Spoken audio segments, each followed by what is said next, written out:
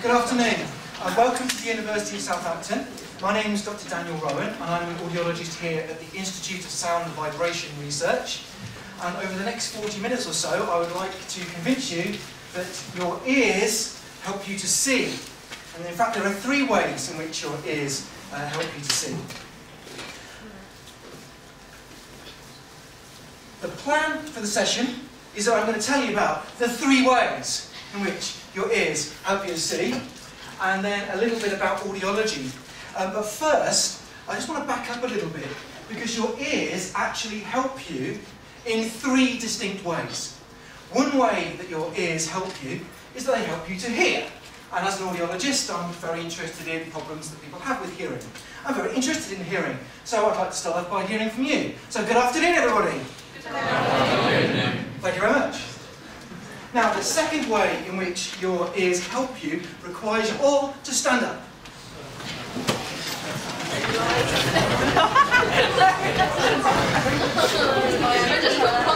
Okay.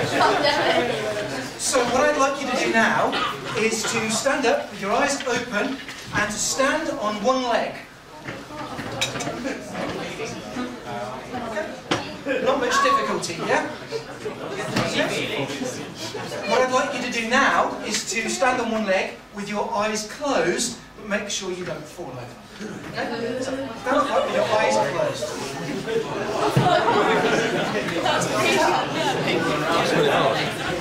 Okay, so are you convinced that it is possible? Are you convinced that it is possible to stand on one leg with your eyes closed? Thank you very much. Please sit down.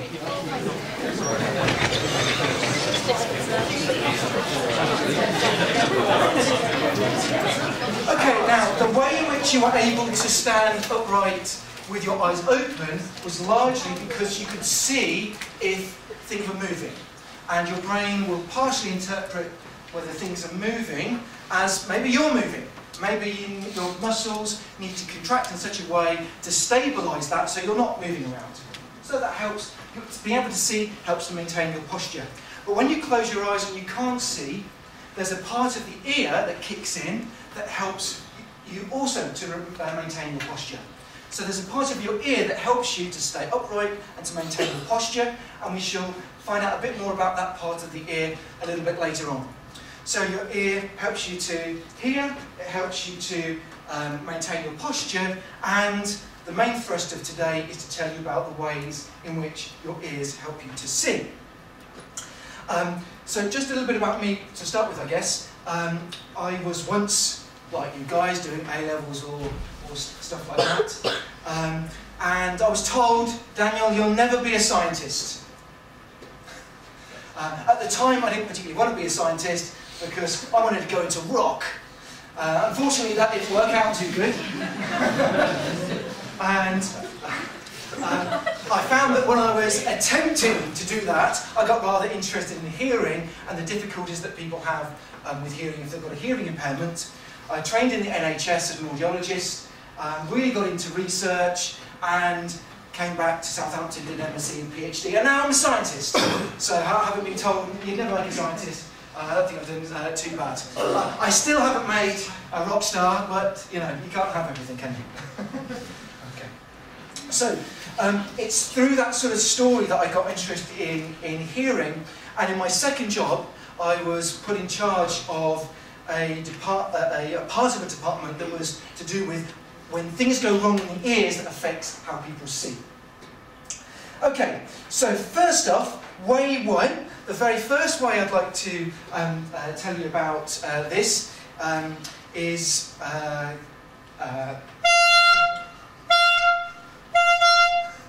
anybody hear that?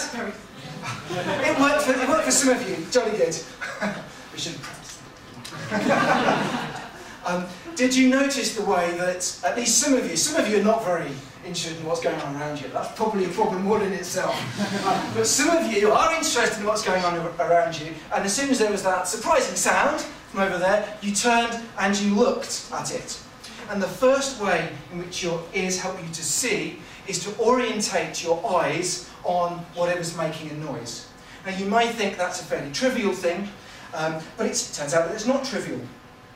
Now this is part of your brain, And if you look at the little box in the bottom left, you will see the side view of your brain. And the main screen is if you sort of take a section like that through towards the back of your brain.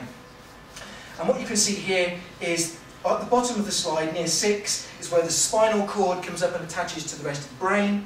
And then part 5 here is, and a bit of part 4, is what's called the brain stem.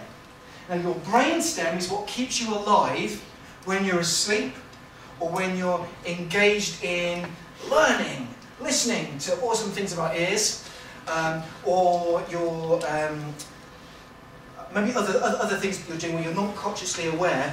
It's your brainstem that keeps you alive. It keeps your heart ticking over, it keeps you breathing, it controls a lot of your key processes in your body, and it's also where things called cranial nerves enter into the brain.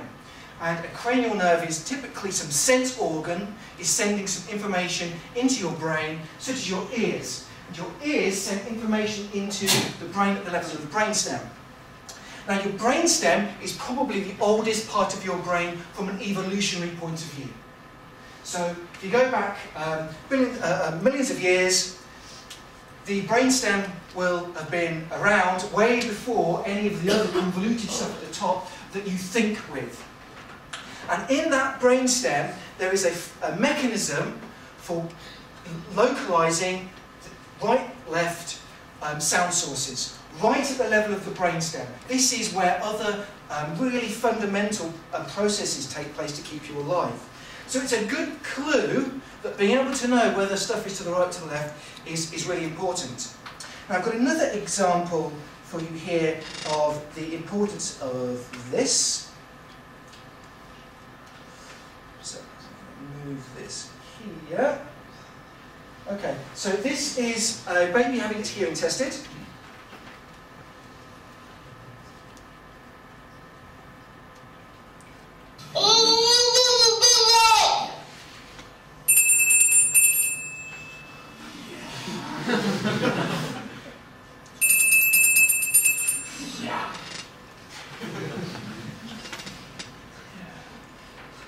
Okay, so that child is probably 5 or 6 months old. But even newborn babies are able to localise whether a sound is to the right or to the left.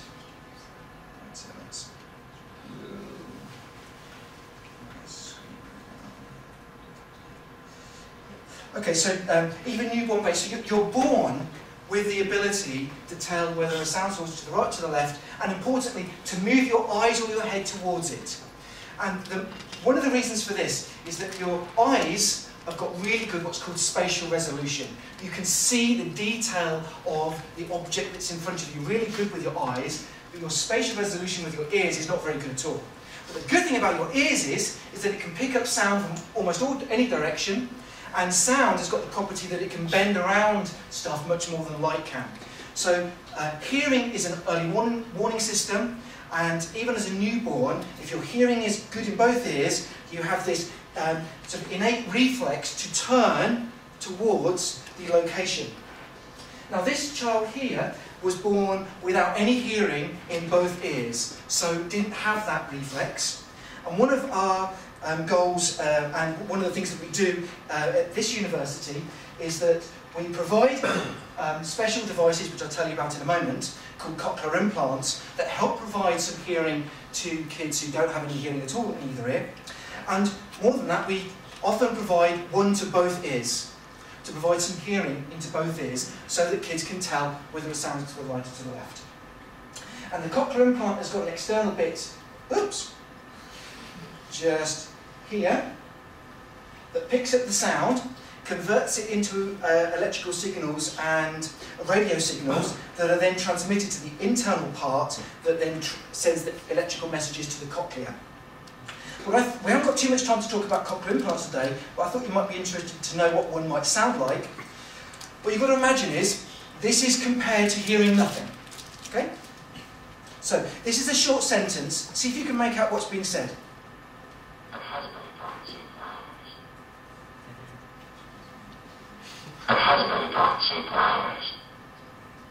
Any ideas? husband, flowers. Her husband brought some flowers. It's quite apt for this week, isn't it, eh? Her husband brought some flowers. Her husband brought some flowers. Okay, so you can pick up speech much better when you've got a cockroom plant than when you haven't. And having two cockroom plants means you can tell where sound is better. But what you might be surprised at is that when you give people two cockroom plants, parents and also adults who have two cockroom plants tend to tell you things that you might not have expected. They tend to tell you about the consequences of being able to localise. So here are some reports that we had from some adults who had two cockroom plants, and this is what they tell us why they're pleased they've got two cockroom plants. So, I'll go to the shops now without a care in the world. I had stopped doing that. Now these, I should say, these are people who had one cockroom plant for some time and then got a second. So this is the consequence of having a second cockroom plant. Because with one, all the sounds are confusing, I had to look around a lot, whereas now I don't look around as much and it makes things more easy and relaxing. The main difference is that now I am confident to babysit with for my family. So a really important thing people are telling us is they're not saying, oh, you know what, I can localise, my localisation is better. They're saying that this has a big impact in my independence, how effortful it is to function, how tired I am at the end of the day, and what I feel capable to do socially. So having two ears and being able to localise, and particularly being able to orientate yourself, turns out to be really, really important. So that is the first way which your ears help you to see, and it's really important, and your ears operate as an early warning and orientation system. Okay, so the second way now is very different, and a good place to start is to think about how many species of bats are able to get around. Now you probably know that many species of bats, they're nocturnal, they live at night, can't see too much in the night, and they use echolocation in order to find their way around, to find prey and mates and what have you. And so what they do is they make a sound, and then they listen for the echo that comes back off of an object. An object that otherwise would be attempting to be silent. So a moth that doesn't really want to be eaten will attempt to be silent, and it's only the fact that the physics of it rebounding sound from it that it can't help that, the bats are able to pick them up. And there's a bit of a myth, and that is that you need to act like a bat in order to use echoes. You are all currently aware of echoes and how echoey this room is. And if I was to suddenly to take you from here into a room that we've got, which I'll show you a picture of in a minute, that has no echoes, and we were to blindfold you so you wouldn't be able to see you'd been moved, you would notice immediately, because it would sound different. If you imagine you being in a church, or in a living room, or even going from your living room to the kitchen, rooms sound different. Agreed? Yeah. So you use the echoes within a room in order to tell what sort of room you're in. And you also use them to tell if there's a door, and so that there's a gap in a wall, and you might be able to use echoes for other things. And some blind people use not only dogs and other aids to getting around, some blind people use echoes a lot to get around, and it can be really fundamental to their ability to be independent.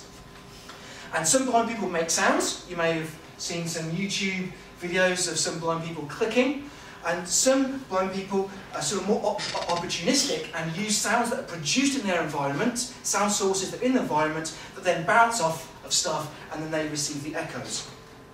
Now, what I would like is a volunteer from the audience to put this to the test. So anybody fancy stepping forward and having a go? Thank you very much.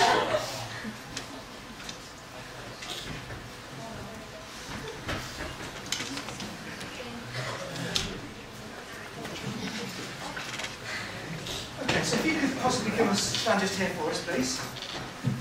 And face your audience. What I'm going to do in a moment is to use this as a blindfold. and then I'm going to ask you to go, and as I do that, I'm going to move this object closer to your head, and your task is to tell me when you can tell it's there before it gets to hitting you in the face. Is that okay? Happy with that? Magic. Let's help you. Your eyes.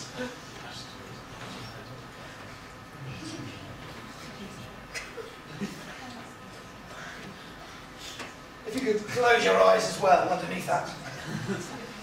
Okay? So stay where you are. Okay, I'm going to move in front. So if you could start going for me. I can't make that noise. Imagine going shh, like to be quiet. Louder. And tell me as soon as you can tell that it's there. Louder. You can tell it's there? Yeah. How can you tell? No, like hits you back in the face.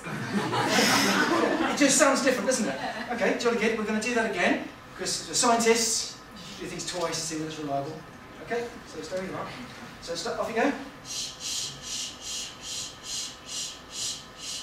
there. It's about the same distance. A little bit further away, maybe getting better at it. What I'm going to do now is to move it in from the side. So this is really testing you, okay? So stay right, you have to do it quite loudly, and tell me as soon as you think it's in front of your face, okay? It's there. You can tell it's there? Yeah. Yeah. You can tell it straight away, can't you? Yeah. Did you find it ambiguous, or you can tell it's right there? Tell it's there. Right straight there. Yeah. Fantastic, thank you very much. If you could move the blindfold, if we could have a round of applause for our...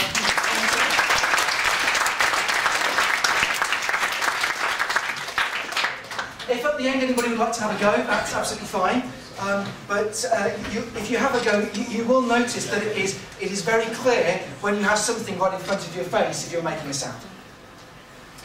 Okay, so what I'd like to do now is to tell you a little bit about some of the experiments we did, because we were sceptical. We're scientists, we're sceptical, don't take anything for granted. What we wanted to do was to do some experiments to really put this to the test and find out what the limits in human ability to use echoes to find objects. And the first experiments we did, we had our subject sat just here. So that's our guinea pig. And just beneath their chin there was a speaker, like this one. And that would play sounds a bit like our volunteer was making. And in front of them, we would have a big board, big wooden board, about that size, on a pole that would either be to the left of the person or to the right. And the task for our guinea pig was to tell us whether the ball was to the right or to the left. And this over here is our experimenter, our scientist who's doing the experiments. And in order for this to work, this scientist, there needs to be some way of moving the board, yeah? So what we did was just have the person leave the laptop and walk around and move the board. So you're probably thinking already, well, you've got to blindfold the person, and maybe the blindfold needs to be a little bit better than this. Okay, so we thought of that. We put a blindfold on. Can you think of any other ways in which this person at the front here might be able to guess which way the board is without using echoes? If the board made a noise when it moved. Okay, so maybe the board makes a noise as it squeaks around. Yeah, we found out fairly early on that even if we put sort of lubricant on the pole, it was still a bit of a problem. So we added these speakers to either side of the guinea pig, and in between each test we made a hissing noise that would drown out the squeaking of the board, and we were able to confirm that that did drown out the squeaking of the board. Can you think of any other ways in which the guinea pig might notice? The person who's moving the board makes a sound? Yes, okay, so the person's got to get up and has got to move, and maybe the floorboards squeak, and I bet you're wondering why on earth have we got extra thick socks on there? The extra thick socks are to make the experimenter quiet as possible as they're moving around to move the board. And we're able to demonstrate very clearly that the person wasn't able to use the clues from the person moving around to tell which way the board was. There is something else that you may not have thought of. when the experimenter moves past the person that sat down, they'll be able to feel the kind of the wind. Yeah, absolutely right. Yeah, exactly what I was thinking of. Yeah. So either the person, the experimenter moving, or the moving of the board produced a slight wind, and that can be sometimes a bit of a clue. So one of the things that we did to try and measure how good people were at using that was to use what's called no sound trials, where you do everything exactly as you were going to, as if there was an echo producing sound, except you wouldn't produce that, and you would just get the person to try and be devious and to catch you out. And what we found was that people, even sighted people, once they were blindfolded, they could learn to tell whether the board was to the right or to the left, only using echoes, and much better than they would do if they were using some kind of devious clue. So we're really able to confirm that sighted people were able to tell whether the ball was to the right or to the left. The only problem with this is that it's a bit laborious, and I've got a video to show you just to give you a sort of indication of how sort of laborious it is to do this.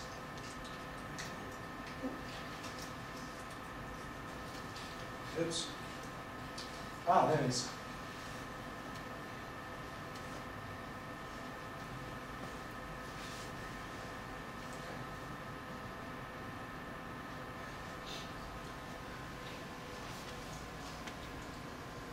Left there. And the chair just so this is the room in which we did the experiment. This is a really short clip on a news programme last year. The lady you can see here, Diane, she's blind. She's been blind for about 15 years, and she's got a dog there which you perhaps can't see. And this is a sort of mock-up of that experiment. And Marks lost her sight 16 years ago. She's come to Southampton University to show how she can use echoes to navigate her way around objects.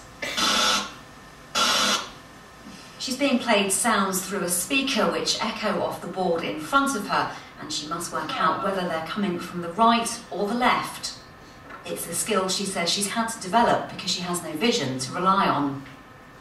When I'm out and about navigating with my guide dog Thomas, I'm using that sound to help me locate what's around me. So, for example, bus shelters, supermarket doorways, crowds, train stations, all that, because I'm using sounds that we take for granted, like sound of trains rolling past, or sound of the doors on the supermarket opening and closing. And that way I'm able to pick up what's around me by using sound. Echolocation is a common tool for animals. Bats and dolphins famously use it to find their way through dark caves and the ocean. The purpose of this experiment is to show how effective humans can be at learning the same technique.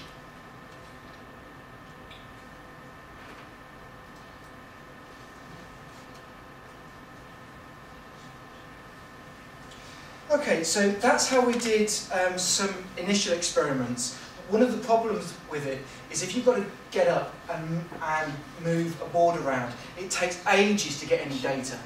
There's also some physical limits to the sorts of manipulations you can make to play with the sound, to really put to the test what processes are going on in someone's head.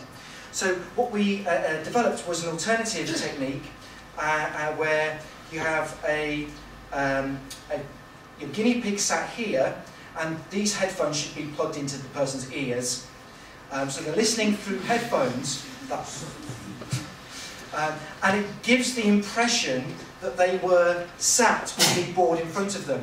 And the way in which we do that is to go back into that anechoic chamber, that quiet room, and to use what's called an acoustic mannequin, a head with dummy ears, and make very careful recordings at the eardrums of this mannequin with the board in various different places, and then we process those sounds and then play those to people over headphones, and it gives a fairly reasonable impression of what it'd been like to actually have the board in front.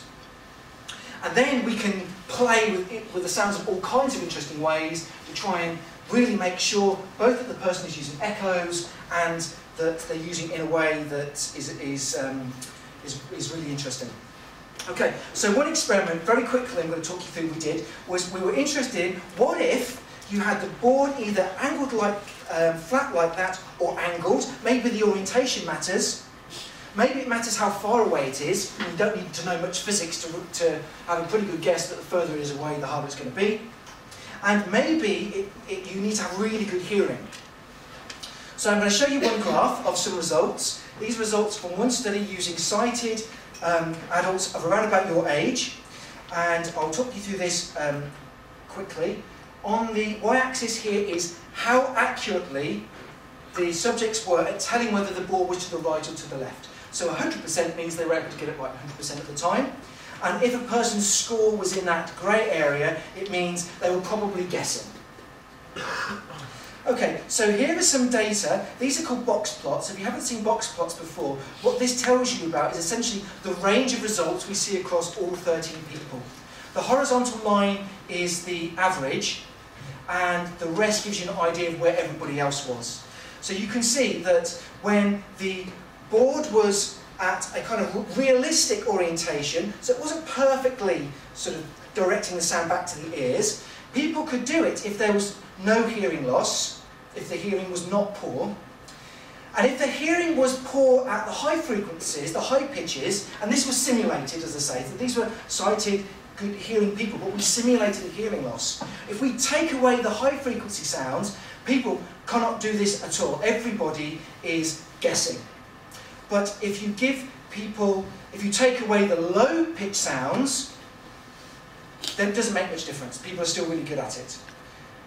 If you make the orientation more ideal and you really target the sounds back to the two ears, people are all really good at, it doesn't matter too much about their hearing, or at least at 1 metre away. That's when the boards are up 1 metre away. When you double the distance, what you find is that when the board is orientated in a very realistic way, it doesn't matter how good someone's hearing is, people just suck at doing this.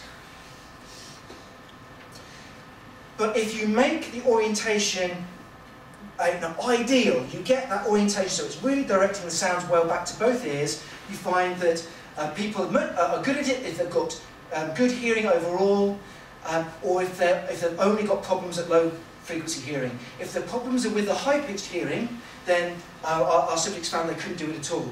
So this tells us a few things. Firstly, it tells us that sighted people can do this, at least in some situations, but only when the boards are fairly close, only when the orientation is ideal or near ideal, and only when the ability to hear the high-pitched sounds is really good.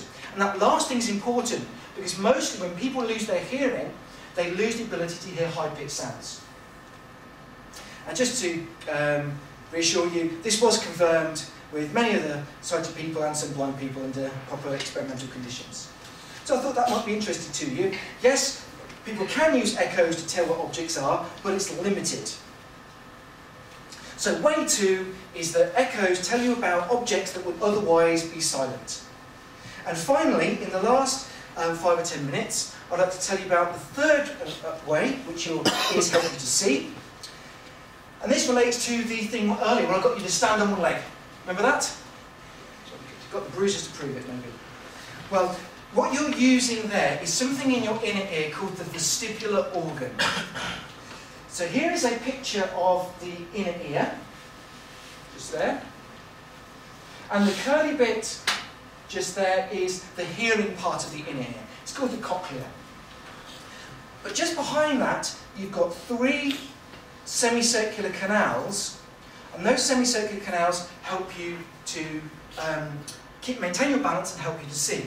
So you're texting your mate, yeah? You're walking home, you're texting your mate, your head's bobbing up and down, and yet you're able to read your text pretty well, despite the fact that your head is moving. And that is because there is a control system between your ears and your eyes, which I'll tell you a little bit more about in just a moment. And these things called the semicircular canals help control the muscles in your eyes, and they also help control the muscles in your body to maintain your balance. Now, a word of warning if you do any research about this afterwards, it is the vestibular organ not the vestibular gland. Yeah? The vestibular gland is something very different. It's involved in female sexual arousal and female ejaculation. Okay? So that is definitely not in your ear. Okay? So we are talking about the vestibular organ. Okay, and this gives you a sort of a very crude idea of how that mechanism between your ears and your eyes works. So at the top here, you've got a representation of your semicircular canals, and inside those semicircular canals there's fluid. So as your head moves, the fluid is delayed. It doesn't move quite at the same time as your head. It's a bit like if you put some water in the bucket and you spin the bucket, it takes a while for the water to gradually kind of build up the rotation of the bucket. So that lag, that delay, causes the water to push into some nerve endings, and that activates some electrical signals up to the brain. And each one of these funny little lines here with a circle in the middle represents one nerve fibre. Now you've got loads going from your ears up to your brain. If we were just to pick out one from your ear to your brains and find out what was connected to that, you've got one that goes from your ear to the brain, your brainstem again. One that goes from there to another part of your brain, and then a third that connects your brain to the muscles either side of your eyes. So a way to think about this is that your ears are only 3 neurological steps away from your eyes. You perhaps wouldn't have thought that your eyes and your ears were that closely connected. So when you move your head one way, your inner ear, your semicircular canals pick it up, and it causes a reflex that you can't control that moves your eyes automatically in the opposite direction to compensate. So this is a compensatory mechanism, a bit like having a thermo thingy, I forget what it's called now, thermostat at home for the heating. Yeah? This helps to maintain stability. And what I've got for you now is another video, and this is an example of a test that we really do to people to try and find out if this mechanism is working. So what we're going to do is to watch a video of somebody, and you won't be able to see what's going on behind the scenes, but what is going on is that someone's running really cold water into one ear. So we're creating an artificial stimulation of the semicircular canal. Let's have a look at that, because that's quite, well, frankly, it's quite amusing. So what you've got to look for is the eyes moving in one direction and then flicking back. Your ears are causing the slow movement, and then another part of your brain is flicking your eyes back so your eyes don't go round and get all tangled up.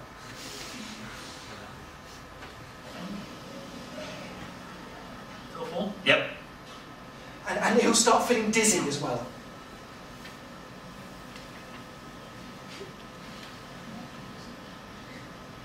Kind of blurry vision. Your eyes feel funny though? Nope. I mean, yours aren't watering and turning red like his did. What are you trying to say? Okay, I feel that. Oh, there goes. I saw it once. Okay, here we go. Keep going. Yeah, there you go. Do you see it? So Yeah. it's coming out Oh, flicking yeah. that way. It's good. You have to keep But doing it's it. going that way. Yeah, right. It's going. But it it's should go in the no. opposite direction, right? No, it's Just cool. There it keep goes. flipping. There it Oh, no. goes. Awesome. So you don't have to keep going. We didn't do that with yours. There we go. Wow, look at that. That's impressive. Wow. Can you feel it? Does it feel Yeah, I feel like I'm spinning. Yeah. Okay, that's enough.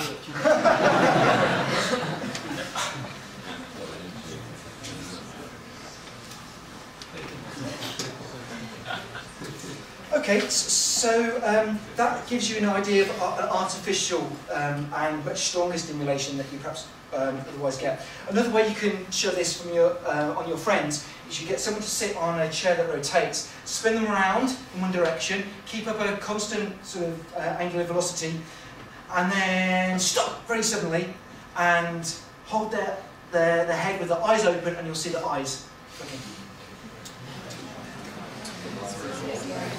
Now, there is a number of pathologies, a number of ear conditions that cause dizziness and cause sort of spurious eye movement And I'd like to just very quickly tell you about one of them. It's called benign paroxysmal positional vertigo, or BPPV. And this is the most common cause of ear-related balance problems in adults, and it's quite likely that maybe a fifth or more of you at some point in your life will have this. It's sometimes known as top shelf vertigo because it only comes on when you look up really quickly or when you lie back in bed really quickly. And what's going on is that there is some debris in one of your semicircular canals, this one called the posterior semicircular canal. And we could talk about how the debris got there another time perhaps. But there's debris that gets into there, and as you move around, it causes excessive stimulation of the nerve endings we were talking about earlier. And here is a picture of somebody with BPPV being tested. And there's a very simple test you can do to find out whether someone's got the condition or not. And you can see here, that's the audiologist who's going to lie back the patient here very suddenly. And what you're interested in is what the eye does. And the eye is going to do something very, very curious. And you can't make your eyes do this. So you can see what happens. It's only after, a few seconds after the patient's been lied down. Okay, so ignore that. That's normal. Okay.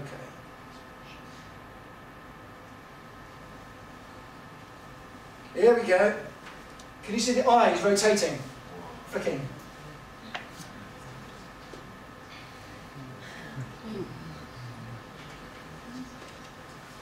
And in just a moment, and it dies away, and in just a moment the audiologist is going to sit the patient back up again, and we'll see it rotating in the opposite direction.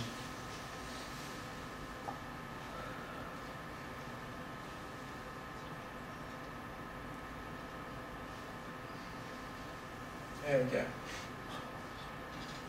Can you see? Rotating opposite way?